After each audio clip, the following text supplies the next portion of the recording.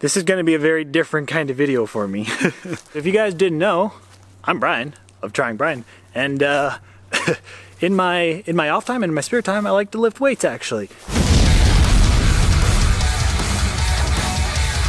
And recently, my weight, my round belly was getting a little out of control, so I've decided to sort of go low carb, go the keto diet. So there are some things and complications that come along with that when you're trying to lift weights and you're trying to lose weight. So we're going to do a workout today, talk a little bit about the advantages and disadvantages of low carb and keto, and we're going to have some fun. And today we're at the gym and we're doing a little bit of working out, but not just any working out, not a normal workout. Well, the workout's normal, but this is training on a cut. In efforts to lose some weight, I have decided to go with a keto diet, which means I am very low carb. So my fats are pretty high, my carbs are less than about 30 grams a day, and my protein is pretty high as well. This is a good diet for me. We're benching, we're doing ring rows, we're doing push downs, face pulls, curls, ball curls, a person driving way too fast in the neighborhood. But that's not important. Let's get to it.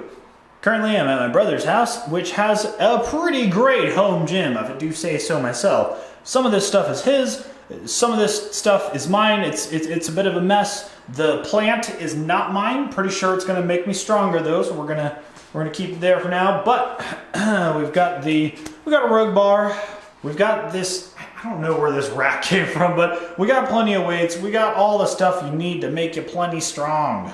I am a little bit older and I have suffered a myriad of injuries in my training career. Therefore, I need to stretch, and I need to stretch a fair bit. Side planks, or side bridges as they're known. If you can't do like a full side plank with your feet all the way out, you can do an assisted one from the knees. Just push the hips straight forward, and you're good to bridge. Plank, whatever. The next up is bird dogs. I don't know why they call them this. Does it actually look like a bird dog? But you do it by putting the opposite hand and the opposite leg out. So this will be right hand, left leg.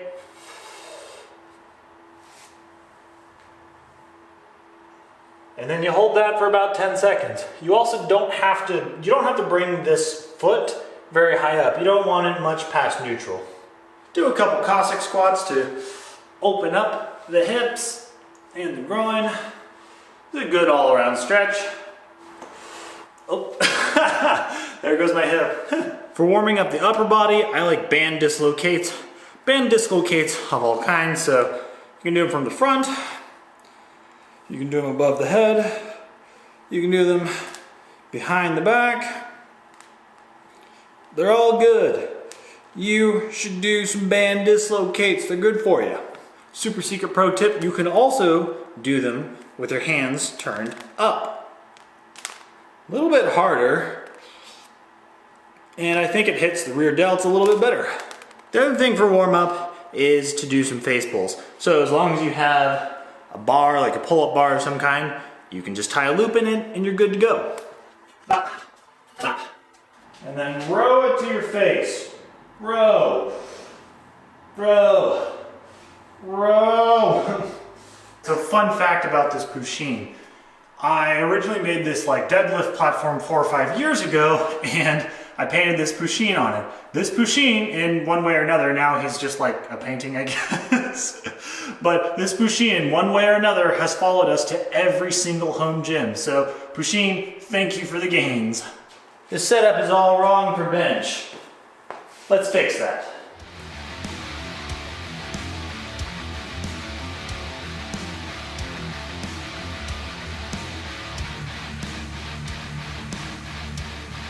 So I was gonna do a regular bench press, however, the adjustment piece on my bench is frozen. Thank you very much, Titan Fitness, but that's not what I wanted to show you. 2 expert tips for benching, and actually just for home gym stuff in general. If you're slipping and sliding too much on the bench, you can actually add like a yoga mat, or you can add some bands if you have them, just loop one band around it. That's a pretty good method if you're going to a gym. If you have a home gym, then I think the yoga mat is the way to go. Also on the bench itself, like on the rack, you can add a little piece of tape to mark out where your actual holes are for squatting, for benching, for whatever. It's very handy and it makes switching a lot faster. So we're gonna hit a couple warm-up sets and then we'll get to actually benching for real. I promise it's not all just warm-ups. Training on low carb con, number 1, your top end strength is not as good. Something I'm noticing even in like the warm-up sets, I don't feel very strong. And that's something that does pass in time. I've done a keto diet before, I've done low carb before. It is something that passes in time, like as you get more fat adapted, but especially when you're starting out, your strength may take a little bit of nosedive. So if you're gonna try keto or a low carb diet, just keep in mind, your top end strength may drop a little bit at first.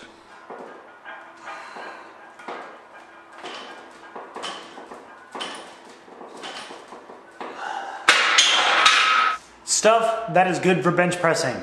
Wrist wraps, chalk, both are good. If you have them, you should use them. Sometimes in the gym, there's like this prevalent, wow, a lot of chalk clouds here. I promise this, I promise it's just chalk. There's this like prevailing gym attitude of like using like as little gear as possible to be like a super tough guy. That's not really my style. If you have the gear and you know how to use it, you should use it.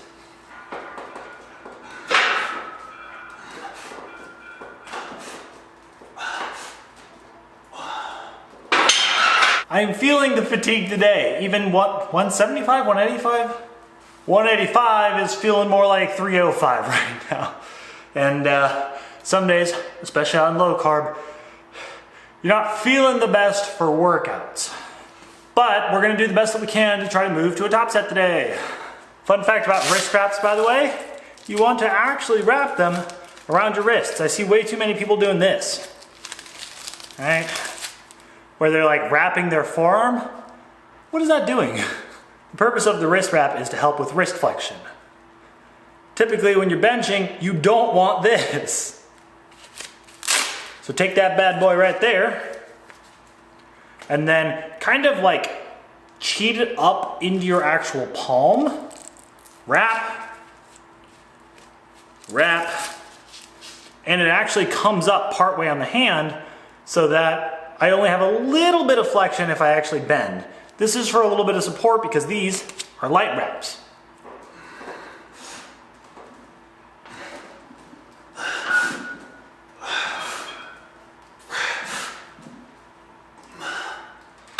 Con number 2 about doing keto or low carb, you are thirsty all the time. And it's very important that you do drink more water when you're doing low carb and keto. Scientific reasoning. You lose a lot of body weight through water, through glycogen loss. Basically, when you do keto and low carb, your body loses most of the glycogen that it was storing in the muscles through water weight.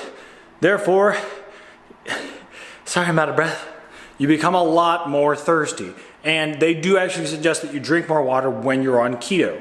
An important aspect of keto, especially when staying hydrated, you're getting enough salt and potassium. Basically, you're getting enough minerals and you're getting enough water. Hydration is water and minerals. There's something popular called Keto-Aid, which is basically water, a little bit of salt, a little bit of lemon juice, and then your favorite 0 sugar, 0 carb water flavoring.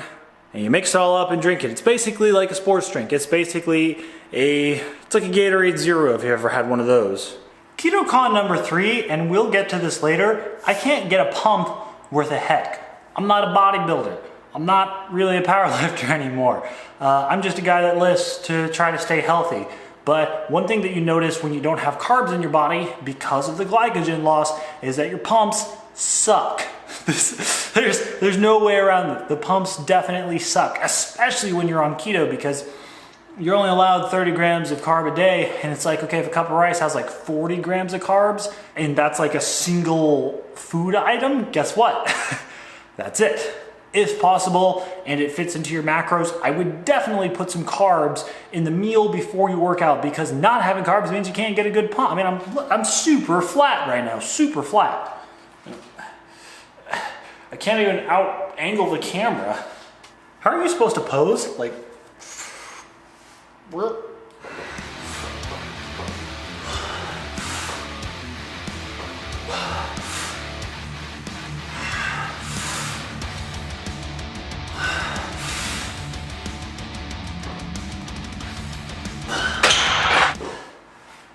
hard. Okay, now we can set up for some ring rows, yay!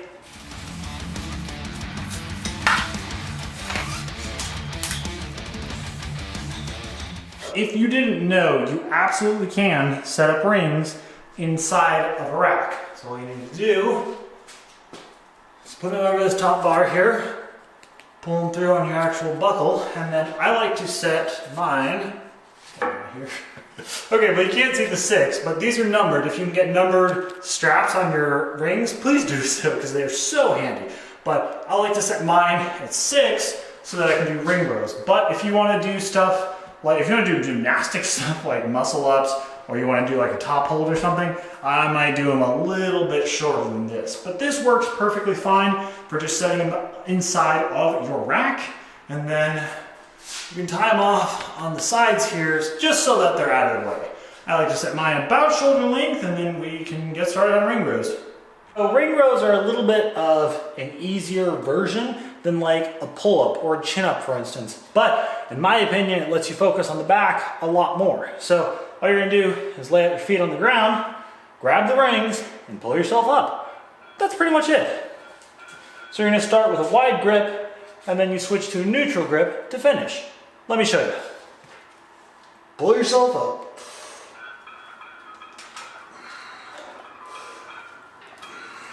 Something you want to focus on is driving the elbow back as you're pulling up, because you definitely want to focus on the back here. Now we're supersetting that with some barbell curls. If you have dumbbells, curl those. If you have a ball, curl that. If you don't have any of those, curl a water jug, whatever you have. I have no biceps, so look away.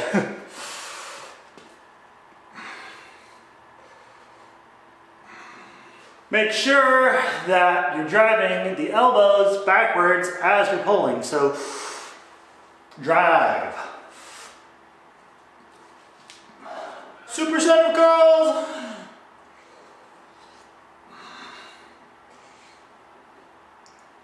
To round off this workout, we'll be doing some face pulls, some push downs, and some ball curls. This is all just a superset. We're trying to chase a pump here, that's all. Another con, number 4 of low carb is that you really have to, and really this is true when you're in any kind of deficit, you have to drop your total volume.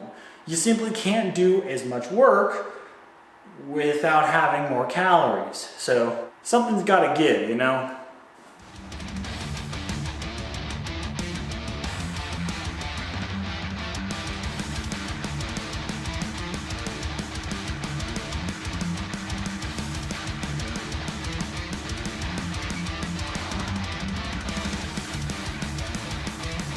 And with that, that's pretty much the workout finished. Where did my oxygen go? But now you can do fun stuff like playing with the dog or posing. Very important, especially if you are using someone else's gym. Make sure that you try to put everything back as much as possible. Anyways, so ta-da, everything back on the racks. And if you guys do have a home gym, do your best to like try to get like hooks or something, or like wall, like pegboard, because having stuff off the ground is super useful, because then you have more room to actually get in here and put on weight. You need room to actually put on weights, believe it or not. And now we can go try to find some food and stuff. So I did my very best to try to find, to scavenge my way into a bunch of food here, but there's nothing but carbs. And what is Smart Tarts? It's like a rip-off Pop-Tart. This bad boy has 34 grams carbs. Guess who will not be eating a Smart Tart? You know, I've been complaining about low carb and all the pitfalls of keto. There are a couple good things that I actually like about it. For one, my energy is definitely more stable throughout the day. So, bang, science explanation. A low carb diet, and especially a keto diet, can help control your blood sugar, which means that you don't have these big spikes and crashes. So especially when it's like, I don't know, 3 or 4 p.m., I don't feel that big crash in the afternoon. Another bonus is the food choices. Now, yes, keto does restrict a lot of different foods. Basically anything that's very carby, that's processed, like bread or rice or pasta or potatoes or any of that stuff, processed or not. But hey, you get the infamous bacon and eggs. If you wanted to do bacon and eggs for every meal of keto, you could do it. I wouldn't suggest it though. I don't see that as a necessarily healthy thing. But if you want to eat eggs and bacon and butter for every single meal, technically that's keto. And thirdly is focus. So I'm talking about mental clarity, and that physical workout stuff aside, right?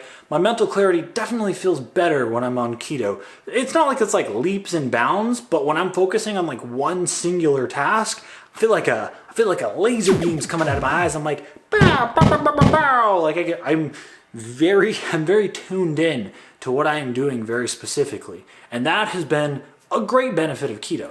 And bonus round, I don't know if you can see, but I swear that like my skin is clearer. My skin definitely looks more clear. Hey, Brody. Hey. Easy. There you go.